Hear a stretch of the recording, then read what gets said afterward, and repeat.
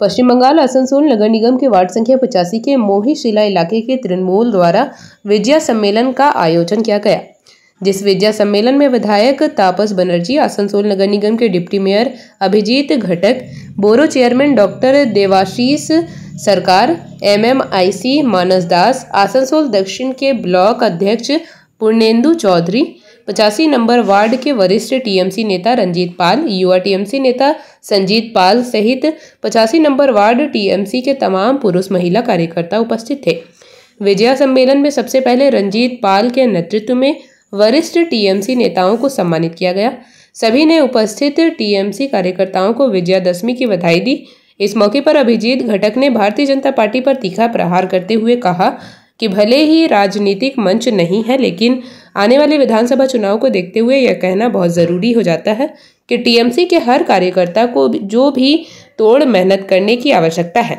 उन्होंने कहा कि मुख्यमंत्री ममता बनर्जी के नेतृत्व में 2011 से पश्चिम बंगाल में जो विकास हुआ है वह सब ने देखा है और इस धारा को जारी रखने के लिए बहुत ज़रूरी हो जाता है कि आने वाले 2024 के चुनाव में भी एक बार फिर TMC को जीत हासिल हो और ममता बनर्जी एक बार फिर मुख्यमंत्री बने। वहीं अन्य TMC नेताओं ने भी आसनसोल दक्षिण विधानसभा सीट पर भाजपा की जीत को इस क्षेत्र के TMC कार्यकर्ताओं की हार बताया और कहा कि ममता बनर्जी के हाथों को अगर और मजबूत करना है तो उन्हें आने वाले विधानसभा चुनाव में आसनसोल दक्षिण से जीत दिलवानी होगी। वहीं बोरो चेयरमैन डॉक्टर देवाशीष सरकार ने कहा कि पिछले विधानसभा चुनाव में भाजपा नेत्री अग्निमित्रा पाल को जीत हासिल हुई थी, लेकिन उन्हें सिर्फ इस विधानसभा क्षेत्र की जनता को धोखा दिया है। আমন্ত্রণে বারবার আমন্ত্রণে আমি এখানে উপস্থিত হয়েছি। সঞ্জিত পাল সেও এখানে উপস্থিত আছেন।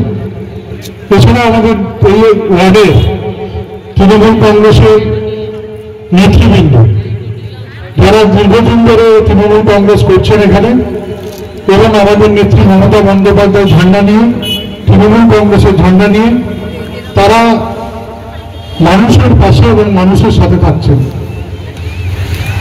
আজকে বিজয় সম্মেলনী, তাই রাজনৈতিক বক্তব্য রাখার অবকাশ নেই, কিন্তু তা সত্ত্বেও আমাদের কয়েকটা কথা বলতে হয় যে আমাদের নেত্রী মমতা বন্দ্যোপাধ্যায় বাংলার সাধারণ মানুষের জন্য যেভাবে তিনি কাজ করে চলেছেন, যেভাবে সময় অসময়ে মানুষের পাশে তিনি থাকেন, যেভাবে আজকে নানান প্রকল্পের মাধ্যমে সাধারণ গরিব মানুষদের তিনি পাশে থাকছেন, আজকে একজনের মানুষের জন্ম থেকে মৃত্যুর পর পর্যন্ত মানুষের পাশে থাকার যে অঙ্গীকার তিনি করেছেন বাংলার মানুষের, আজকে আমরা দেখতে পাচ্ছি যে বিশেষ করে গরিব প্রান্তিক মানুষরা সকলে কিন্তু উপকৃত হয়েছে মাননীয় মুখ্যমন্ত্রীর নানান প্রকল্পের মাধ্যমে।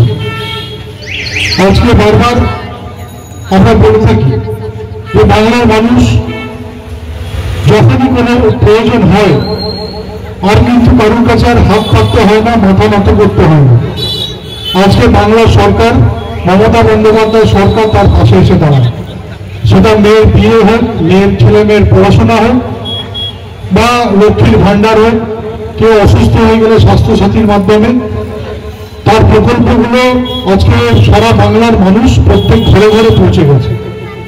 আজকে এমন কোনো পরিবার নেই যারা মমতা বন্দ্যোপাধ্যায়ের হয় বিনামূল্যে রেশন পাচ্ছেন, আজকে হয় স্বাস্থ্যসাথীর চিকিৎসা পাচ্ছেন, লক্ষ্মীর ভাণ্ডার পাচ্ছেন, কোনো মেয়ের বিয়ের সময় রূপশ্রীর সাহায্য পাচ্ছেন, অথবা তারা নানানভাবে উপকৃত হচ্ছেন কন্যাশ্রী থেকে শুরু করে অন্যান্য প্রকল্পের মাধ্যমে।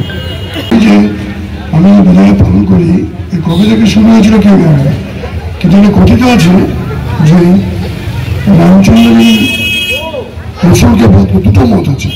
একটা মত হচ্ছে অসুরকে যদি বধ করে সেদিনই বিজয় হয়, আরেকটা মত আছে যেটা আমরা সন্ধি পুজো করি, অষ্টমী ও নবমীর মধ্যেখানে যে মহেন্দ্রক্ষণ, যেটাকে আমরা খেয়াল করি বা সন্ধি পুজো করি, ওই সময় কথিত আছে পুরাণের মতে যে মা দুর্গা মহিষাসুরকে বধ করেছিলেন।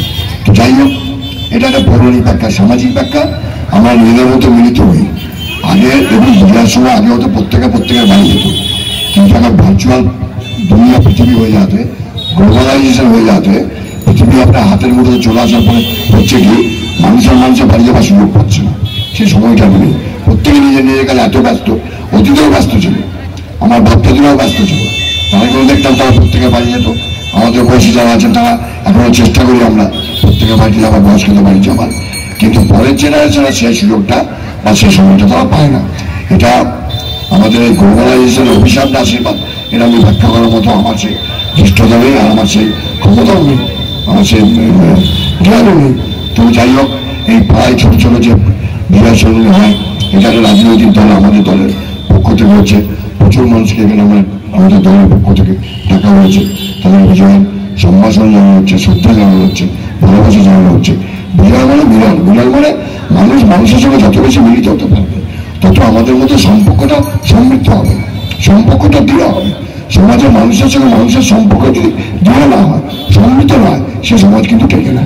তাই আমরা বরাবরই চেষ্টা করি জাতি, ধর্ম, দল ঊর্ধ্ব থেকে যে সবাইকে বিজয় সম্মতি ডেকে আমরা অন্যের সঙ্গে মিলিত হতে পারি।